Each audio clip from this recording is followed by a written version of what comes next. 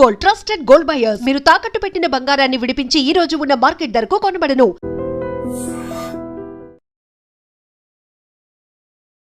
అవి లెక్కలు కూడా చాలా క్లియర్గా అదే రివీల్ చేశాయి సార్. సో హైదరాబాద్ ఎందుకంత ఒక బ్రాండ్ ఇమేజ్ పెరిగిందా? హైదరాబాద్ అనగానే మహానగరం, మనకు బ్రెడ్ అండ్ బటర్ ఇస్తుంది అనే ఒక ఆలోచన ఏంటి? ఒకటి ఏమిటంటే, గత 30 ఏళ్ళుగా చంద్రబాబు నాయుడు గారి దగ్గర నుంచి ముఖ్యమంత్రిగా ఏ పార్టీ ప్రభుత్వం ఉన్నా, ఎవరు ముఖ్యమంత్రి అయినా కూడా చంద్రబాబు నాయుడు గారు కావచ్చు, రాజశేఖర రెడ్డి గారు కావచ్చు, తర్వాత వచ్చినటువంటి కిరణ్ కుమార్ రెడ్డి గారు కావచ్చు, మరి ఆ తర్వాత వచ్చినటువంటి టీఆర్ఎస్ కేసీఆర్ గారు కావచ్చు, ఇప్పుడు కావచ్చు, ఖచ్చితంగా హైదరాబాద్ నగరంలో చాలా గౌరవప్రదమైన స్థాయిలో, అంటే మన దేశం పరిస్థితుల్లో పోల్చినట్లయితే మంచి ప్రమాణాల సదుపాయాలు కల్పించడంలో కృషి చేశారు. సహజంగానే బ్రాండ్ ఇమేజ్ పెరుగుతుంది, మనంతా గర్వపడుతున్నాం. ఇంకా అంతర్జాతీయ ప్రమాణాల నగరం ఒకటి ఉన్నట్టయితే, ఒక గ్రీన్ ఫీల్డ్ సిటీ ఉన్నట్టయితే, హైదరాబాద్ పేరుకి హైదరాబాద్ అంటున్నాం, కానీ కొత్తగా డెవలప్మెంట్ అంతా గ్రీన్ ఫీల్డ్ డెవలప్మెంట్ ఇది. దానివల్ల మనకు బ్రాండ్ పెరిగింది, ఎకానమీ పెరుగుతుంది, ఉద్యోగాల కల్పన జరుగుతుంది. కానీ సమస్య ఏంటంటే, ఒకే నగరమే ఆధారపడితే 90% మంది ప్రజలు అసంఘటిత రంగంలో తక్కువ స్కిల్స్తో, తక్కువ ఆదాయంతో ఉన్నారు. బాగా ఎక్కువ స్కిల్ ఉందనుకోండి, మీరు యూనివర్సిటీ ప్రొఫెసర్గా ఉన్నారు, ఒక సైంటిస్ట్గా ఉన్నారు, ఒక ఫిల్మ్లో టాప్ రేట్ యాక్టర్గా ఉన్నారు, డైరెక్టర్గా ఉన్నారు, అప్పుడు హైదరాబాద్ అవసరం, మహానగరాలు అవసరం. కానీ తక్కువ ఆదాయంతో, తక్కువ నైపుణ్యంతో చేసే పనులకి మహానగరం ఎందుకు రావాలి? పాపం రెక్కాడితే డొక్కాడిన వాళ్ళు బతుకు దుర్భరం అవుతుంది వాళ్ళకి. ఇక్కడ ఒంటరి జీవితం, కుటుంబంతో ఉండలేరు, మరి ఉండడానికి సరైన నిలవ నేడు ఉండదు, ఎక్కడో చోట 10 మందితో కలిసి ఉంటారు. ప్రయాణం అటు ఇటు పనిచేసే చోటుకి వెళ్ళటం రావటం, ప్రయాణం అంతా హైరాన్ అయిపోతుంది మనకి. మీరు అక్కడి నుంచి ఇక్కడ రావాలంటే చూస్తున్నాం కదా ట్రాఫిక్ ఎట్లా ఉంటుందో. ఒక్కరోజు కనుక మరి పని ఆగిపోతే బస్సులు ఉండాలి, చిన్న జబ్బు చేస్తే ఆలనా పాలన ఒంటరిగా ఉంటారు కాబట్టి పట్టించుకునే వాళ్ళు లేడు, సంక్షోభం, జీవితం నరకం అనిపిస్తున్నారు, నగరాలు రద్దీ అయిపోతున్నాయి. కాబట్టి హైదరాబాద్ నగరాన్ని గౌరవపడదాం, పెంచుదాం.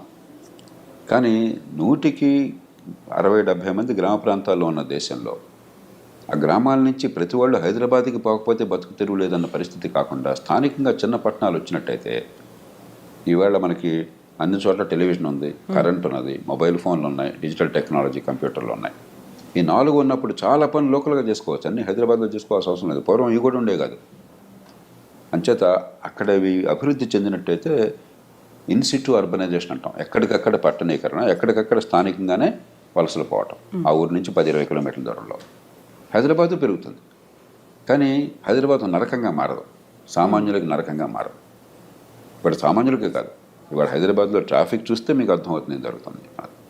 అంచేత హైదరాబాదు జనసాంద్రత పెరగడం గొప్ప విషయంగా అనుకోకూడదు. అమెరికా చాలా సంపన్న దేశం కదా, అమెరికాలో న్యూయార్క్ నగరం కంటే హైదరాబాద్ నగరం చాలా పెద్దది. అమెరికాలో అతిపెద్ద నగరం, ప్రపంచానికి రాజధానిగా దాదాపుగా అనుకుంటున్న నగరం న్యూయార్క్ నగరం.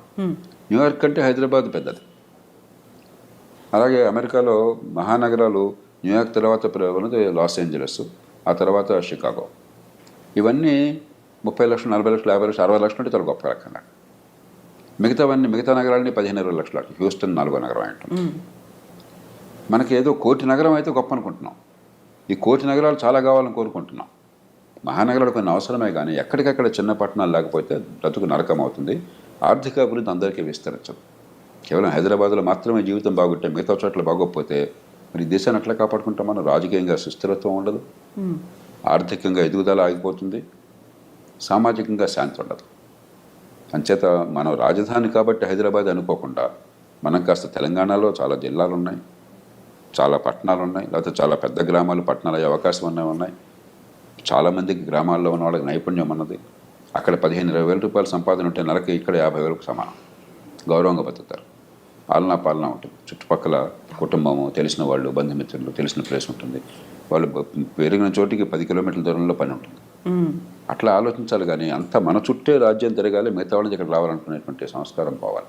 సో హైదరాబాద్ బ్రాండ్ ఇమేజ్ చూసే పెట్టుబడులు వస్తున్నాయి. హైదరాబాద్ బ్రాండ్ ఇమేజ్కు తగ్గట్టుగా చుట్టూ పరిశ్రమలు కావచ్చు, ఇక్కడ మెట్రో రైలు కావచ్చు, ఔటర్ రింగ్ రోడ్ కావచ్చు, హైదరాబాద్ విస్తరిస్తోంది, దానికి తగ్గట్టుగా అన్ని వసతులు కల్పిస్తున్నామని చెప్తున్నారు. ఎట్ ద సేమ్ టైం దాదాపు 1 కోటి వాహనాలు ఉన్నాయి అంటే వీ కెన్ ఇమాజిన్, ప్రజలతో పోటీ పడుతున్నటువంటి వాహనాలు, జనసాంద్రత పెరిగినట్టుగానే వాహనాల సంఖ్య. ఒక వాహనం ఉంది ఇప్పుడు. ఏమైందంటే ఇప్పుడు ఇవాళ దేశం మొత్తంలో లెక్కలు ఏం చెప్తున్నాయంటే మీకు బాటమ్ క్వింటల్ అంటే దిగువ 20% జనాభాలో కూడా మనకి 50% కుటుంబాలకు ఏదో వాహనం ఉంది. ఇక మిగతా కుటుంబాలు ప్రతి ఒక్కళ్ళకి కుటుంబానికి 1, 2, 3 వాహనాలు ఉన్నాయి. కొన్ని కుటుంబాల్లో అయితే మనిషికి 1 కంటే ఎక్కువగా వాహనాలు ఉన్నాయి. మరి ప్రతి ఒక్కళ్ళకి వాహనం ఉండి మనం ఎంత గొప్పగా ఉందంటున్నా కూడా అంతర్జాతీయ ప్రమాణాలతో మన ఇన్ఫ్రాస్ట్రక్చర్ దిగుడిపోయి ఒక లండన్ లాగా, ఒక ప్యారిస్ లాగా, ఒక న్యూయార్క్ లాగా, ఒక షికాగో లాగా మన ఇన్ఫ్రాస్ట్రక్చర్ ఉండదు కదా. మనం ఆ స్థాయికి వెళ్ళలేదు కదా. అది లేదు. 2, మనం ట్రాఫిక్ రూల్స్ పాటించము. ఏదో ఇష్టం వచ్చినట్టు పోవటం అలవాటు అయిపోతుంది. నరకంగా ఏమవుతుంది? కాబట్టి మనం జనాభా పెరగటము, జనసాంద్రత పెరగటం గొప్పగా అనుకోకూడదు, అది బలహీనతగా అనుకోవాలి. అంటే బతుకు తెరివి ఇంకో చోట లేక గతి లేక అందరూ నిరుపేదలు కూడా వచ్చే పరిస్థితి మనం కల్పిస్తున్నాం. వాళ్ళ జీవితం దుర్భరం చేస్తున్నాం, నగరాలు నరకం చేస్తున్నాం. కాబట్టి నగరాలు పెరగాల, నగరాల్లో చేసే పని స్థాయి వేరు. కానీ అల్పాదాయ వర్గాలకి, తక్కువ నేపథ్యం ఉన్న వాళ్ళకి, తక్కువ ఆదాయంతో గౌరవంగా బతకడానికి, కుటుంబాల దగ్గర ఉండేటి ఏర్పాటు చేయడానికి అక్కడ ఆర్థికంగా పెరిగే ఏర్పాట్లు మనం చేయాలి. ఈ 2 ఏకకాలంలో సాధించాలి. మనకు అసలు దృష్టి పోయింది. అంతా మహానగరమే, హైదరాబాదే. నేను హైదరాబాద్ వాసిని, గర్వపడుతున్నాను, సంతోషపడుతున్నాం. ఇక్కడ పొరపాట్లు చాలా ఉన్నాయి, ఈ పొరపాట్లు సవరిద్దాం. కానీ అక్కడ కూడా పెరిగే అవకాశం కల్పిద్దాం. అలా కాకుండా మన వాళ్ళు ఏమనుకుంటున్నారు, హైదరాబాద్ని చుట్టూ పెద్దగా ఏమి అవాంతరాలు లేవు కాబట్టి, మన సముద్రం మరొకటి అడ్డొచ్చేలేదు కాబట్టి ఊరికే విస్తరించుకుంటూ పోతున్నారు. చివరికి ఏమవుతుంది, మెక్సికో సిటీలాగా పెద్ద అర్బన్ స్ప్రాల్ అయిపోతుంది. అది కాదు, జరిగిన హైదరాబాద్ ఇట్లా ఉండండి, సంతోషం. కానీ ఎక్కడికక్కడ స్థానికంగా ఆర్థిక కేంద్రాలు వచ్చే ఏర్పాటు చేయండి. అప్పుడు ఏమవుతుందంటే గార్మెంట్ సెక్టర్ కావచ్చు, బట్టల తయారీ, లేకపోతే మీకు లెదర్ సెక్టర్ కావచ్చు, లేదంటే ఎలక్ట్రానిక్స్ చిన్న గూడ్స్ కావచ్చు, టాయ్స్ కావచ్చు. అంటే ఇవన్నీ పెద్ద వాల్యూ ఎడిషన్ లేకుండా, పెద్ద నైపుణ్యం అవసరం లేకుండా దేశానికి విదేశీ మార్గ ద్రవ్యం అనిపిస్తుంది, ఉత్పత్తి వస్తుంది. కానీ పేదలకు ఆదాయం దొరుకుతుంది, గౌరవప్రదమైన ఆదాయం దొరుకుతుంది. ఆ రకమైన ఇమాజినేషన్ లేకుండా ఎంతసేపటికి ఆర్టిఫిషియల్ ఇంటెలిజెన్సు, లేకపోతే బ్లాక్ చైన్ టెక్నాలజీస్ ఇవే వద్దని అంటలా, అవన్నీ కావాలి. కానీ దాంతోనే ఈ దేశాన్ని మనం మార్చలేం, ఈ బెదరికాన్ని తొలగించలేం. సో ఫ్లైఓవర్లు కావచ్చు, మెట్రో రైల్ కావచ్చు, ఔటర్ రింగ్ రోడ్ కావచ్చు, ఇవన్నీ కూడా హైదరాబాద్ కేంద్రంగా హెచ్ఎండిఏ కూడా ఆలోచిస్తోంది ఎలా విస్తరణకు తగ్గట్టుగా మెరుగైనటువంటి వసతులు. సరే, ఇప్పుడు జనసాంద్రతల్లో ఢిల్లీని మించిపోయింది, కాలుష్యంలో బెంగళూరుని మించిపోతుందా, లేకపోతే ట్రాఫిక్ జాముల్లో మించిపోతుందా, ఢిల్లీ, బెంగళూరు వీటితో పోటీ పడుతుందా అనుకున్నప్పుడు ప్రత్యామ్నాయాలు ఎలా ఆలోచించాలంటారు సార్? ట్రాఫిక్ విషయం ఒకటి ముఖ్యమైనది మీరు చెప్పారు.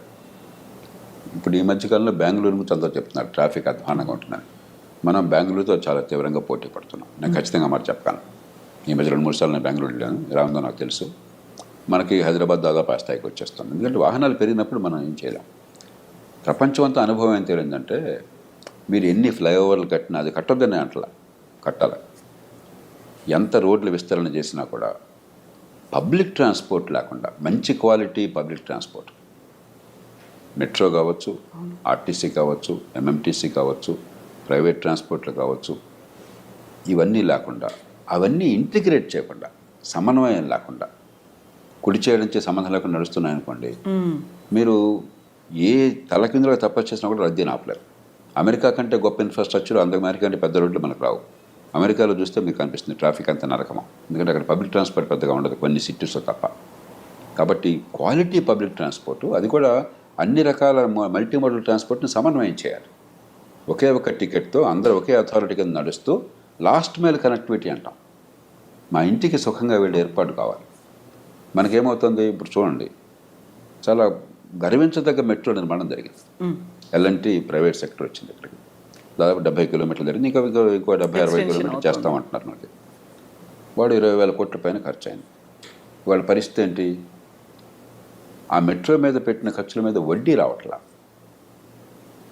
రోజుకు 2 కోట్ల రూపాయలు వాళ్ళకి ఆదాయం వస్తుంటే నడపగలుగుతున్నారు. ఆపరేషనల్ కాస్ట్ అంటే అది వరకు కవర్ అయిపోతాం కంఫర్టబుల్గా. కానీ వడ్డీ రోజుకు 4 కోట్ల రూపాయలు అంత. ఎప్పుడైతే వడ్డీ కూడా వాళ్ళు పెట్టిన ఖర్చుకి పోయినా, పెట్టుబడి పోగా వడ్డీ కూడా కష్టపడాల్సి వస్తుందో, ఎల్ఎన్టీ నిధుల నుంచి ఇవ్వాల్సి వస్తుందో, వాళ్ళకి కొత్తగా ఏం చేయాలని కోరిక కనిపించట్లా. నిజంగా ఇప్పుడు ఏమవుతుంది, ఇంత ఖర్చు పెట్టాము, దాంతో ఈ లాభాలు ఆర్జించే పని, చివరికి ఆ డబ్బంతా మనకు పోయిందని చెప్పిన బాధ కలుగుతుంది ప్రైవేట్ కంపెనీకి. ఈవేళ విపరీతంగా రద్దీతో మెట్రో నడుస్తాం. చాలా లైన్స్ మీరు ఎవరైనా మెట్రోలో వెళ్ళామని కనుక్కోండి, విపరీతం రద్దీతో. ఇటీవల కాలం దాకా, కొన్ని నెలల క్రితం దాకా గంటకోటి నడిచేది. ఏమిటాయి అని చెప్పంటే కుర్రప్రాణలాగా మనం యుద్ధం కోల్పోయినట్టుగా ఇన్ని వేల కోట్లు ఖర్చు పెట్టిన తర్వాత ఆ మెట్రో రైలుకి కావాల్సిన రైలు కోచెస్ కొనడానికి డబ్బులు లేక, ఆ 50-100 కోట్లు ఖర్చు పెట్టడానికి డబ్బులు లేక, దానికి రైల్వే వాళ్ళతో సంప్రదించి మాకు కొంచెం లీజ్ మీద ఇవ్వండి వాళ్ళు బతిమాలే పరిస్థితి వచ్చింది. ఆలస్యమైంది. ప్రస్తుతం 15 నిమిషాలకు ఒకసారి నడుస్తుంది. ప్రపంచంలో చాలా చోట్ల నిమిషానికి ఒకసారి నడుపుతారు. మీకు బాగా రద్దీ ఉందంటే డిమాండ్ ఉంది కదా, డిమాండ్ ఉన్నప్పుడు మీరు ఫ్రీక్వెన్సీ పెంచాలి కదా. ఆల్రెడీ మొత్తం మీరు ట్రాక్ అంతా నిర్మాణం చేశారు కదా. నిర్మాణం చేసినప్పుడు నిమిషానికి ఒక రైలు వెళ్ళినా 20 నిమిషాలకు ఒక రైలు వెళ్ళినా కూడా ఇన్ఫ్రాస్ట్రక్చర్లో తేడా లేదు. మీకు కావాల్సిందల్లా ఈ కోచెస్, ఈ ట్రైన్స్ కావాలంతే. నెంబర్ పెంచాలి. వారిని అడిగితే వాళ్ళని చెప్తున్నారు, ఇప్పుడు మాకు ఒక 10 ట్రైన్స్ అదనంగా ఉంటే 10-30 కోచెస్, ఒక్కొక్క కోచ్కి 10 కోట్లు అవుతుంది. 300 కోట్ల రూపాయలు ఉంటే ఎంత ఫ్రీక్వెన్సీ కావాలని వేస్తాం. 300 కోట్లు లేక 24,000 కోట్లు ఖర్చు పెట్టిన తర్వాత కేవలం 300 కోట్లు లేక నగర అవసరం తీరట్లా. చిన్న ఉదాహరణ చెప్తాను. ప్రైవేట్ కంపెనీ పాపం వాళ్ళు ఇప్పటికే డబ్బు తెలంగాణ కోసం, హైదరాబాద్ కోసం వాళ్ళు ఖర్చు పెట్టారు, వాళ్ళు బాధ వాడుకుంటారు. గవర్నమెంట్ దాని గురించి పట్టించుకోవట్లేదు. 2, ఎంఎంటీఎస్ విస్తరణ కూడా చేస్తూ ఉంటున్నారు, సంతోషం. కానీ ఎంఎంటీఎస్తే ఆర్టీసీ దారి ఆర్టీసీదే, మరి ప్రైవేట్ ప్రైవేట్ బస్సులదే. ఆ లాస్ట్ మైల్ కనెక్టివిటీ లేదు. మీరు లాస్ట్ మైల్ కనెక్టివిటీ వచ్చేట్టుగా చేసి 4ని సమన్వయం చేసి ఒకే పెట్టారనుకోండి, ఫ్రీక్వెన్సీ జనానికి ఎంత అవసరమైతే అంత మీరు ఖరీదైన మనుషులకు కూడా నమ్మదగ్గ ట్రాన్స్పోర్ట్ సిస్టమ్ ఉందనుకోండి. మీరు లండన్ వెళితే, ప్యారిస్ వెళితే మీరు పబ్లిక్ ట్రాన్స్పోర్టే వాడతారు 199 మంది. అది వాడకపోతే మూర్ఖులం మనం, చాలా కష్టపడాల్సి వస్తుంది. అలా ఆ రకంగా ఏర్పాటు చేశారనుకోండి సౌకర్యవంతంగా. మా ఇంటి నుంచి అక్కడికి వెళ్ళడానికి కావాలంటే బస్సు ఏదో ఉంటుంది, దగ్గర అయితే నడిచి వెళ్తాను నేను. అక్కడి నుంచి నాకు బస్సు ఎక్కినా, లేకపోతే ఎంఎంటీఎస్ ఎక్కినా, లేకపోతే మెట్రో ఎక్కినా కూడా ఒకటే టికెట్. అన్నీ మంచి ప్రమాణాలతో ఉంటాయి, కంఫర్టబుల్గా. వేసవికాలం ఉందనుకోండి తగ్గ ఎయిర్ కండిషన్ బస్సు ఉంటుంది. అలాగే ఎంఎంటీఎస్ కూడా ఇంప్రూవ్ చేస్తాం. ఇలా చేసామనుకోండి, ఆ కొద్దిపాటి ఏర్పాట్లు చేసామనుకోండి, 190 మంది దాన్ని వాడతారు సంతోషం. ఇప్పుడు నేను కొన్ని సందర్భాలు వాడాలనుకున్నా కూడా ఈ అసౌకర్యం భరించలేక కారు వెళ్ళాల్సి వస్తుంది. మనం కూడా రద్దీలో భాగం అయిపోయినాం. కాబట్టి పబ్లిక్ ట్రాన్స్పోర్ట్ని మనం సమగ్రంగా ఆలోచించి ఏర్పాటు చేయకుండా గుడ్డెద్దు చేలబట్టట్టు చేస్తే ఖర్చు కనిపిస్తుంది, గ్లామర్ కనిపిస్తుంది, కానీ ఫలితం రాదు. 400 కోట్ల రూపాయలు ఒక్కొక్క కిలోమీటర్కి అవుతుంది, మనం గుర్తించాలి. కనీసం 200 కోట్లు అవుతుంది, సగటున 300-400 కోట్ల రూపాయలు అవుతుంది మెట్రో నిర్మాణం. అంటే ఆషామాషి. అంటే ఒక్క గజం మెట్రో వేయడానికి ఒక గజం 40 లక్షలు అవుతుంది.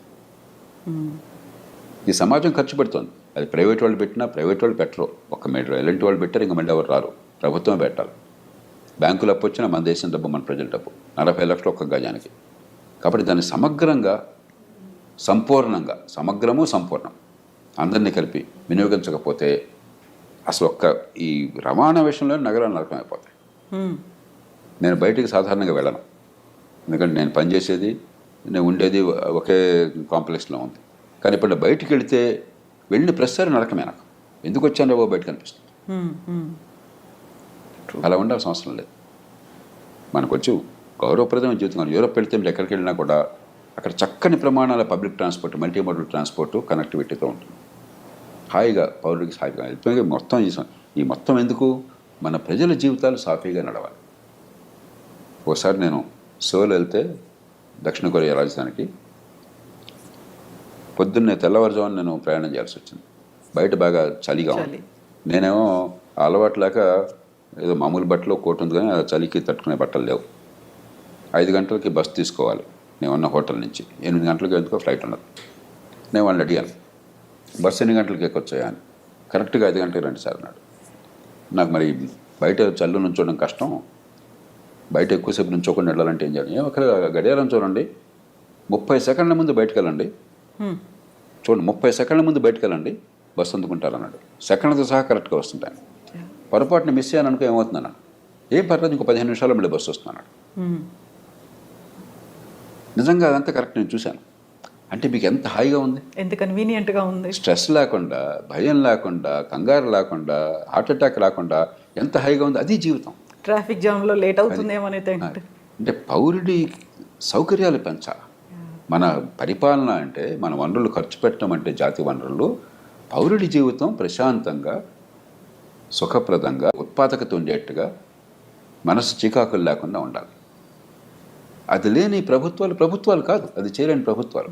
అసలు మర్చిపోయాం మనమంతా ఆర్భాటం, హడావిడి, గొడవలు, గందరగోళాలు తప్పితే పౌరుడి జీవితం ప్రశాంతంగా ఉండడం, పన్ను కట్టే వాళ్ళ బతుకుని హాయిగా ఉంచడం, అసౌకర్యం లేకుండా చేయటం, వాళ్ళ పని వాళ్ళు హాయిగా పోయినట్టు చేయటం ప్రభుత్వం పత్రం మీద మర్చిపోయారు.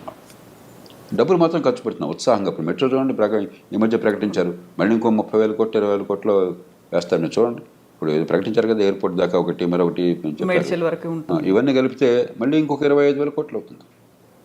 ఇంకా అంచనాలు వచ్చినట్లేవు, బట్ నేను ఇక్కడ కూర్చొని చెప్పగలను అన్నమాట. ఇంత ఆర్భాటంగా చేశాము, ఫలితం రాకపోతే ఉపయోగం ఏంటి? ఇంత మెట్రో వచ్చినప్పుడు మనలో 190 మంది కార్లు అవసరం లేకుండా మెట్రోని మిగతా వాటిని ఉపయోగించిన ఏర్పాటు మీరు చేశారనుకోండి, అప్పుడు ఇవన్నీ ఫలవంతమని. లేకపోతే ఊరికే డ్రామా కోసం చేస్తున్నాం.